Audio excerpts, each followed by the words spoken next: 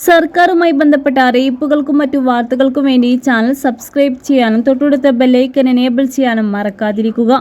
ഭാര്യ അവിഹിത ബന്ധം പുലർത്തിയതിന്റെ പേരിൽ ഭർത്താവിന് നഷ്ടപരിഹാരം നൽകാൻ നിർദ്ദേശിച്ച കുടുംബ കോടതി ഉത്തരവ് റദ്ദാക്കി ഹൈക്കോടതി. അവിഹിത ബന്ധങ്ങൾ വിവാഹമോചനത്തിനല്ലാതെ നഷ്ടപരിഹാരത്തിന് കാരണമാകില്ല എന്നും justice Devan Ramachandran, justice M B Snehalatha എന്നിവരടങ്ങുന്ന ഡിവിഷണൽ ബെഞ്ച് വ്യക്തമാക്കി. ഭാര്യ ഒളിച്ചോടിപ്പോയതിലെ മനോവിദ്യക്കും മാനഹാനിക്കും ഭർത്താവിന് 4 ലക്ഷം രൂപ നഷ്ടപരിഹാരം നൽകണമെന്നായിരുന്നു തിരുവനന്തപുരം കുടുംബ കോടതി ഉത്തരവ്. 2006 നവംബർ 19 വിവാഹിതരായ ദമ്പതികളിൽ ഭാര്യ അവിഹിത ബന്ധമുണ്ടായിരുന്നു. മറ്റൊരാൾക്കൊപ്പം 2012 ജൂലൈ 31 രേഖകളും സ്വർണ്ണാഭരണങ്ങളുമായി വീട് വിട്ടുപോയെന്നാരോപിച്ചായിരുന്നു ഭർത്താവിന്റെ പരാതി.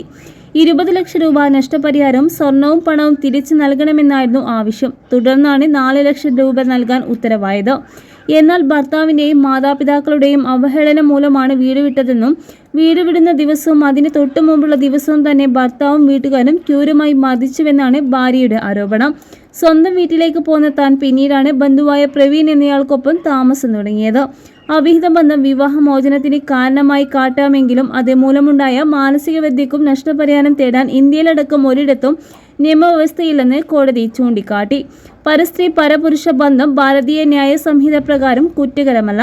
സ്ത്രീക്ക് ലൈംഗിക സ്വാതന്ത്ര്യവും സ്വയംഭരണവും അന്തസ്സും അനുവദനീയമാണ്.